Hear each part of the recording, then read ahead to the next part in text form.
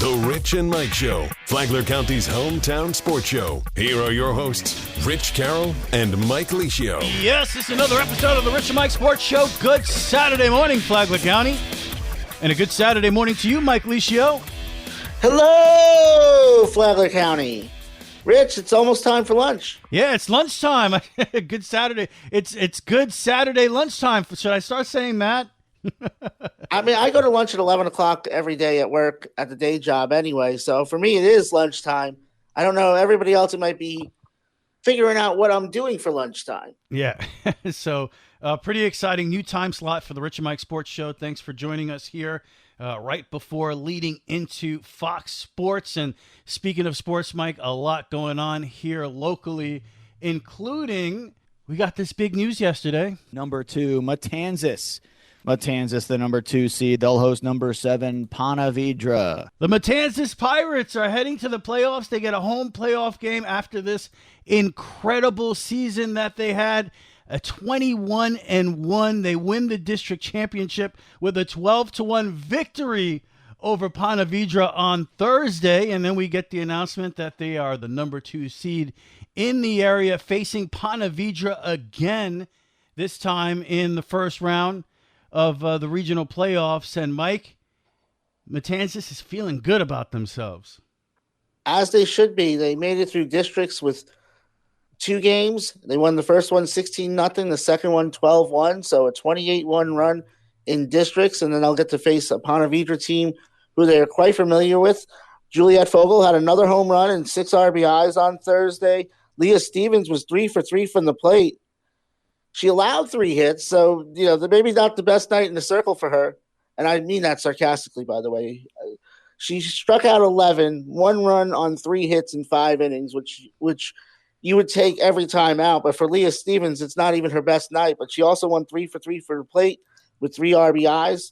And this is a Pirate team that's coming into the playoffs with the right mindset and really hitting their stride. And it's going to be very exciting to be out there on Thursday night against the Sharks. I'm sure the Sharks aren't quite as excited about it. Probably still reeling a little bit from that loss on Thursday night, to have to hear just about 12 hours later, oh, yay, you get to do it again. But very exciting for the Matanzas Pirates, very exciting for us as well. Extremely exciting, because the Flagler Radio YouTube channel will be there. Thank you so much to our sponsors for making it happen.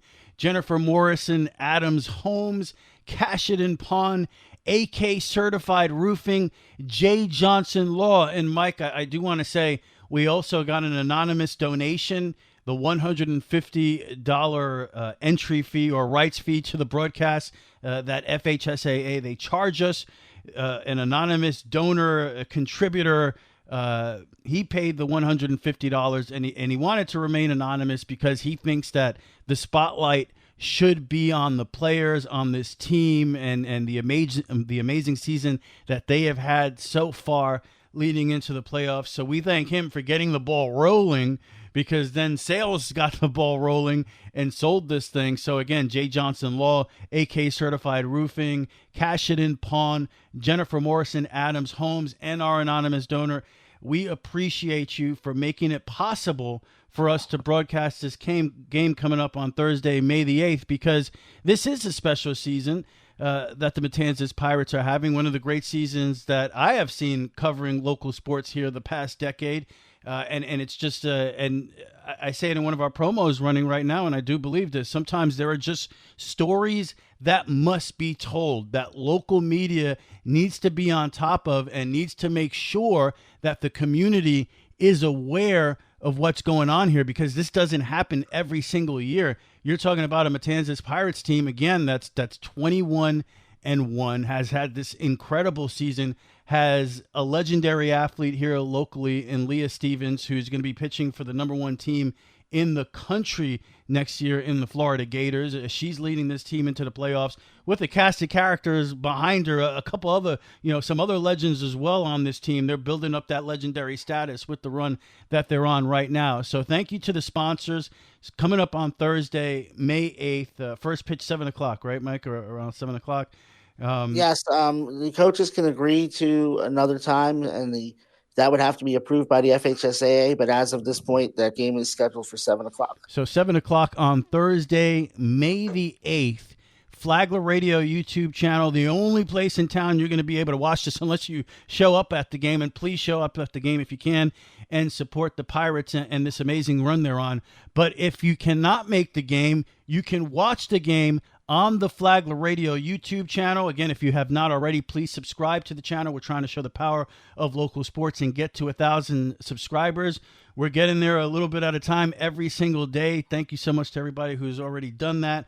But a huge broadcast coming up Thursday, May the 8th, as the Matanzas Pirates take on Ponte Vedra in the first round of the playoffs to keep this magic carpet ride going. Now, Mike, at 21-1, I have to admit, and the incredible season that this team has had and being one of the top teams in the state, it was kind of shocking to hear the number 2 seed. So can you explain that a little bit? So Matanzas came into the final rankings, and they still haven't posted the final rankings, but they came into the final pre-district rankings as the number 1 seed in the region, the number 1 team in the state, and Niceville was able to leapfrog them, I think a little bit based on strength of schedule more than anything, because Niceville is 18-6, but Niceville also had the toughest schedule in Class 5A, or the third toughest schedule in Class 5A, and whereas Matanzas was kind of in the middle of the pack there as far as strength of schedule. So I think that allowed Niceville to catch them. Matanzas was 22nd in strength of schedule out of 70 teams, whereas Niceville was 3. So I think that ultimately helped them a lot because there is a lot of good softball in that Northwest Florida quadrant there. And so that was the difference. And so Matanzas would not have to go on the road until Thursday, the 15th regional final, if they were to advance that far.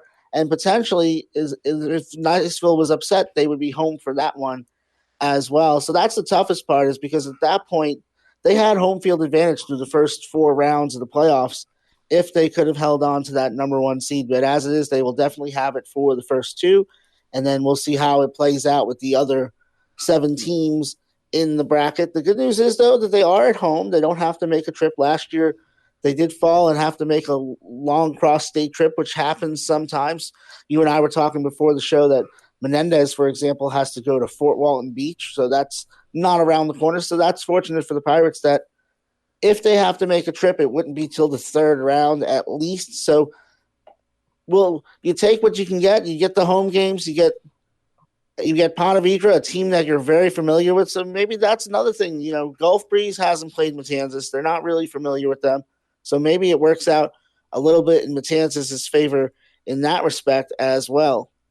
Yeah, and hey, you're the number 2 seed. You get a couple of home games here. You get to kick it off at home, I think is huge. And that the ship is going to be so energetic, so lively. You're going to have Coach Forrest on the PA. You'll have WNZF there with the broadcast. And you know those stands are going to be packed with parents and fans and students supporting their Pirates, because this is a season you just want to see keep going. You know, it's captured the imagination, the hearts and minds of a lot of locals here. And you know, great to see them get it done in the district championship. We kind of felt like that would happen, and it did. And here we are and getting ready for that playoff game, that huge game again on May 8th, Thursday night, 7 o'clock. Don't miss a pitch on the Flagler Radio YouTube channel. All right, Mike, anything else on this or anything else locally you want to talk about? So one more softball thing to wrap up. FPC lost in the first round of their district tournament 4-2 against a very good Atlantic Coast team, a team that we saw earlier in the year. So a strong finish for the Bulldogs to their season. You know, unfortunately, they were not able to qualify for the regionals. And I wonder if they had that same fully intact team the last month of the season, I would have liked to have seen how that was going to turn out for them. I think they would have had a better overall season and maybe even snuck into the playoffs, because they were 6-6 down the stretch there to finish the season after a 1-10 start, playing some tough teams. They had a very good win against Beachside last week. Track and field, the only other thing that's really left is track and field, and FPC's track and field regionals will have the results of those on the Monday Sports, as with Matanzas, although I did want to gripe about one thing, because I'm going to gripe about something. So the Class 3A2 Regional 2, is at Embry-Riddle down in Daytona, which, a quick drive from Flagler County, as you know. Well, Matanzas isn't in that regional. They are in the Regional 1, which is in Pine Forest High School at Pensacola, which is about 10 miles from the Alabama state line and almost as far west as you can get. It's the second westernmost school in the state of Florida, and that's where they had to go for their regional. So great job, FHSAA, making kids have to travel across, take a 400-mile trip across the state, spend 7 hours on a bus the day before an important regional meet in a different time zone. We'll wish the Pirates luck today and as they go through that, and we'll have the results of that as on Monday too. And then next weekend we'll have one of my favorite events of the year, the Track and Field State Championships in Jacksonville. So, but other than that, we're kind of nearing the end, Rich. We're kind of getting to the end of school sports season. I mean, we have some stuff. Spring football is up and running. Patrick Turner has got his team. You'll hear from the football coaches as we go through the spring. We actually will be, for the first time, I believe, covering the spring game with a broadcast, Rich. Yeah, we're pretty excited about that. It's a great bow, put a bow on it for our entire season here of local sports with the Matanzas playoff run. But actually, our broadcast doesn't exactly end with the spring sports necessarily because we do have coming up on, I believe that's May 20th, the FPC Awards Show, their athletic awards ceremony. The red carpet will be there with the broadcast. We did the same thing last year, so we've got that coming up on May 20th on the Flagler Radio YouTube channel. And then we also have, as you mentioned, the Matanzas Pirates spring game. That'll be that Friday on the 23rd. We'll get our first look at the new look Pirates and Coach Forrest and what they've been working on in the lab over there. So that's happening on May 23rd. So that's a big week, and that'll be pretty much the official end of this season for the WNZF Sports Network. That week, the 20th with the FPC Awards ceremony, and the 23rd with the spring game. Bulldogs will be on the road that day with their spring game, but we'll keep an eye on it and report on that during our broadcast for Matanzas as well. So that'll officially end the season as far as on the field and these ultra meaningful supercharged games. We've got that coming up with the Pirates next week. So a lot going on, a lot of action on the Flagler Radio YouTube channel. And it's just, this is one of the great seasons of all time, Mike, in my opinion. You've been here a little longer than me, but we've spent a lot of seasons together covering these sports. What we saw this year, with the FPC playoff game and what happened there, FPC football playoff game, and the very fun and entertaining seasons that we saw from the basketball teams with FPC and Matanzas, and we even got to cover a couple soccer games this year, and of course we covered some baseball. And now on this journey with the Pirates here in one of the great seasons in any sport in the history of this county, team sports. Man, this has been an incredible year of broadcasting. And by the way, it's all available right there on the Flagler Radio YouTube channel if you want to go back and check out any of the games that we broadcasted this season. And we had some milestones. We had the signing of Leah Stevens to the University of Florida. We had the FPC football team, not only with that playoff win, but setting a lot of records along the way.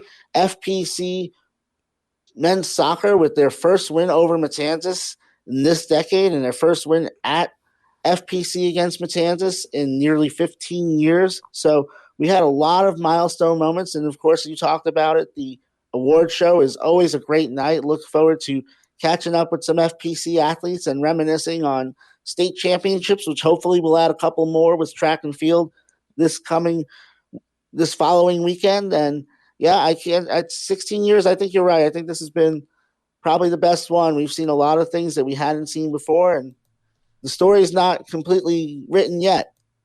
Yeah, we still have some more broadcasts here, 3 to be exact. You never know.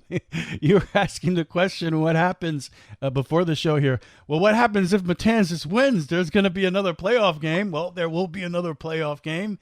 Will there be another broadcast? We'll see. But right now, our focus is on that first game on May the 8th at the Ship.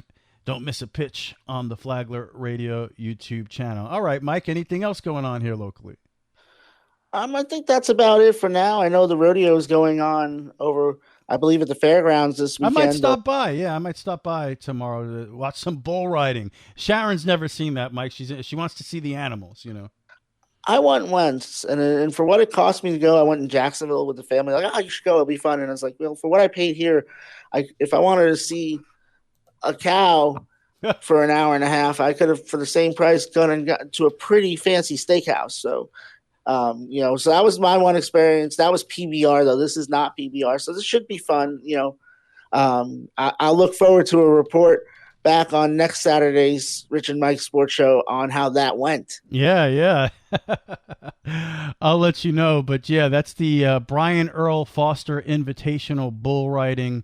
And that's happening today as well here in Flagler County. So go check that out. I might stop by, see some bull riding. That's a lot of fun.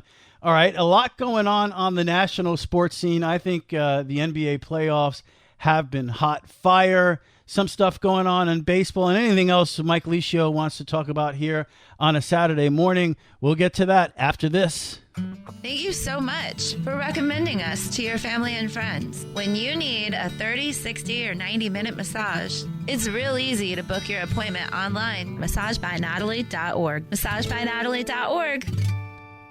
Mike, what a NBA playoff first round we had there. One of the best in recent memory. A lot of great matchups, series that we can point to. Maybe not so much for the top 2 seeds in the East that totally wiped out their opponents. Of course, Celtics had the Magic, and the Cavaliers just absolutely embarrassed the Heat. I mean, they were winning by 50 points every game, it seemed like. But you also had some great series sprinkled in there as well. The Nuggets and the Clippers. I guess the Pacers beat the Bucks pretty easily as well, and you had that whole confrontation between Giannis and Halliburton's dad. That's something the media got into. We could talk about that if you want. You had the surprise in the T-Wolves basically knocking out the Lakers in rather easy fashion as well. There's no doubt about it. But you had epic showdown with the Knicks and the Pistons, the Rockets and the Warriors, a great series. I mentioned the Nuggets and the Clippers. So speaking of the Knicks, we could go there real quick here, Mike. They take out the Pistons in 6. It probably should have been in 5. And now you get to the second round. But before we even talk about the Celtics and how impossible of a matchup that seems for the Knicks right now, Jalen Brunson, that move to set up the 3 at the end of the little change of direction between the legs, to free himself up and knock down that 3, that's a great moment in Knick history there. I know it's a first round matchup, but the Pistons were feisty. They had a lot of spunk. When the Knicks go down by 7 points there in the fourth quarter, with I think it was about 4 minutes left, you thought this is going to game 7 and it's not looking good, but Knicks get it done on the strength of basically just Jalen Brunson making incredible plays and 4 guys watching him do it at the end of that game there. And that was pretty much the Knicks in the fourth quarter for most of the series, was just watching Jalen Brunson do everything. And what a moment it was. And my son and I are watching the game, and he's all excited because they were up 15 in the first half. And I'm like, I'm not going to believe this until we're late into the second half, and they still have a lead. And, of course, they gave it back before the half. They gave it back again in the fourth quarter. This is a team that makes everything look so hard. But you know what? As long as they have Jalen Brunson, they have a chance, and that's exactly what happened on Thursday night. Is they gave Jalen Brunson one look. He finished with 40 points, but those 3 at the end, like you said, those will go on forever in Knick lore. Miles Bridges and OG Anunoby actually both had. Well, I was watching the game and I thought, man, these guys haven't really done much in this game, and they both had over 20 points. I think everything you've said about Karl Anthony Towns has turned out to be true. Yeah, I felt that that was a mistake at the beginning of the year by Leon Rose to make that trade for Karl Anthony Towns, because, as you know, I was following Luka and the Mavs. I'm a big Luka fan. I kind of gravitate to superstars in the NBA, and I like to watch superstars. For a long time, I love to watch LeBron James, too. I think he's a great player. I like to watch greatness in the NBA. So I followed that series very closely between Dallas and Minnesota last year, and Karl Anthony Towns killed the T-Wolves in that series last year because he didn't show up until Game 5. He had 10 points against. He had 10 points in that clinching game against the Pistons the other day. He was invisible in that game, and that's basically what Towns was every game against Dallas in that Western Conference Finals last year. He was just a no-show, and for the Knicks to turn around and make a trade for him off of that performance was odd to me. But then you give them the benefit of the doubt, and then you get some of those performances during the regular season where you stop and say, hey, this guy could score some baskets. But then you realize in the biggest games against the best competition, the top competition in the league, he just does not show up. And that affects teams that he's on against better competition. The Knicks were 0-10 this year against teams with 60 wins. They just do not beat good teams. That's going to be tested big time here in the second round against Celtics. They were 0-4 against the Celtics this year. They did go to overtime against them in a game in April, but they still lost. You had Tatum, who hit that three to send the game to overtime. He traveled on that play, by the way, but he hits the three to send the game to overtime. Celtics beat them again. Knicks do not beat big teams, and the reason for that, at least one of the reasons, main reason, is a guy that's supposed to be a superstar on this team does not show up to most of these games against really good teams. And here's another indictment on that is look at the game against the Pistons, Game 6 there. Karl Anthony Towns fouls out at the end of that game, and not for 1 minute as a Knick fan are you thinking, oh, well, they're done now. Karl Anthony Towns fouled out.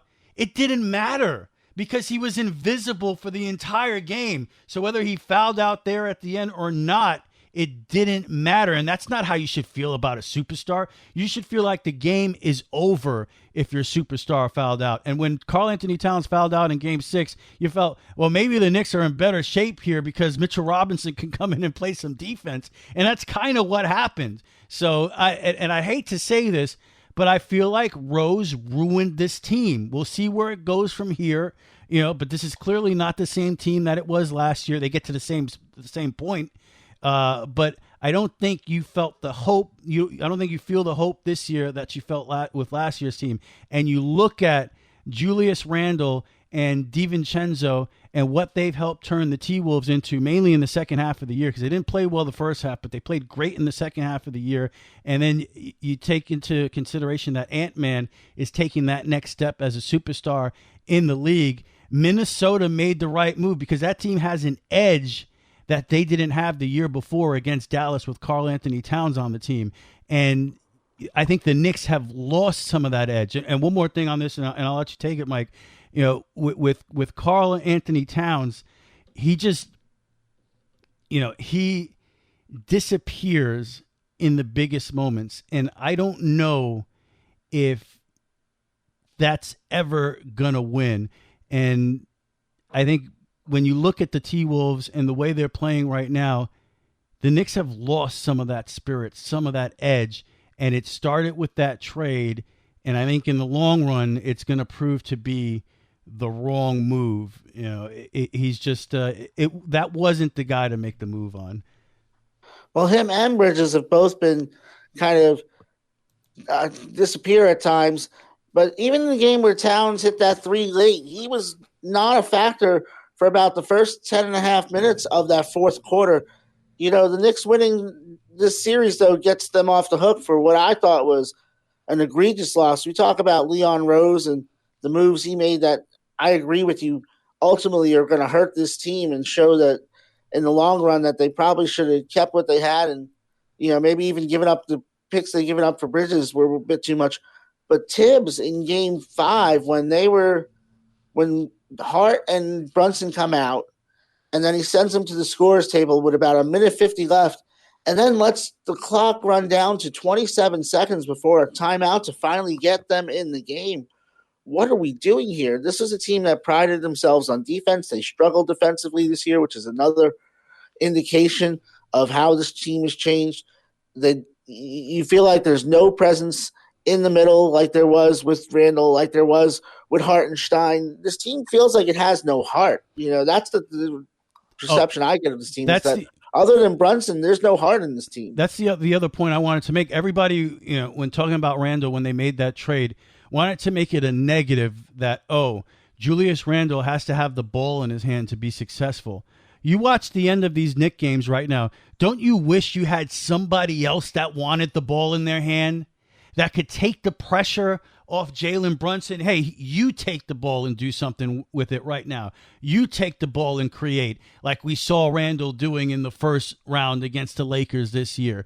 You not run away and hide in a corner like we see Karl Anthony Towns do most of the time in these games. Julius Randle will make sure he gets the ball and he has an impact, negative or positive, at the end of this game, because he has a will to win and a determination to be a part of the outcome.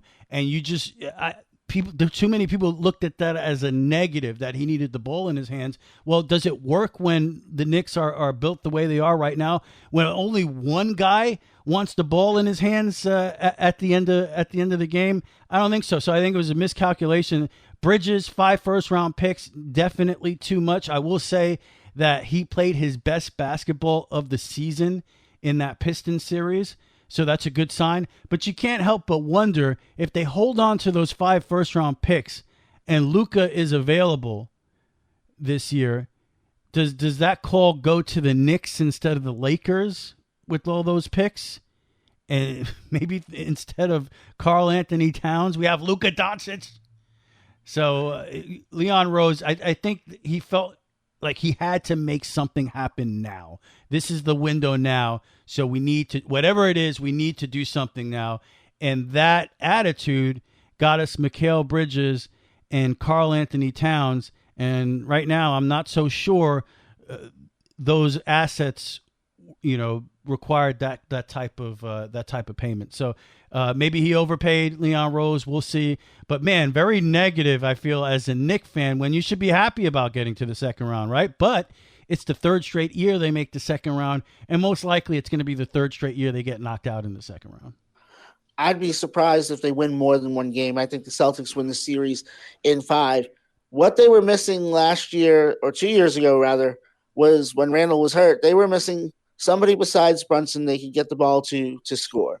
And so by getting Towns and Bridges, the initial thought was they got scorers, which they did. They got guys who could score points, but they don't have guys who want the ball. And even Bridges has disappeared at times in the fourth quarter. They don't have somebody other than Brunson that wants that shot. Yeah, and Randall wanted it every time. He wanted it every time. So, and then on top of that, you had Dante DiVincenzo. That really, it's not about hitting threes or the scoring. And look at how thin that Knick bench is right now. It's not about hitting threes and scoring points. DiVincenzo was an incredible perimeter defender. That's what we were getting in Bridges. He hasn't really shown that this year, what you expected. But DiVincenzo was that, and he's a gamer, and he's going to get in your face and play tough D and be an impact off the bench. And the Knicks have missed that. They really have. So it wasn't just losing Randall. You lose kind of that Villanova connection, that heart and soul of this team with DiVincenzo. So I just think Leon Gunn, he acted a little too quick. Leon Rose, he acted a little too quickly, where, maybe if you wait a little bit right here before the trade deadline, 2025 season, maybe you could have done something. But this is what we're left with. And who knows, Mike? That's why they play the games, right? I think they're going to get swept. You think they lose in 5, but that's why they play the games, right? That is why they play the games. Some breaking news, not really surprising, but Greg Popovich has stepped down as the San Antonio Spurs head coach. One of the great NBA coaches of all time. Those San Antonio Spurs were so frustrating to watch if you were not a Spurs fan, because, man, they were boring, but they were winning. We weren't boring. That was an entertaining show, Mike. Thank you so much for joining us on a Saturday now afternoon. Happy lunchtime. Fox Sports coming up next. Have a great weekend, Flagler County.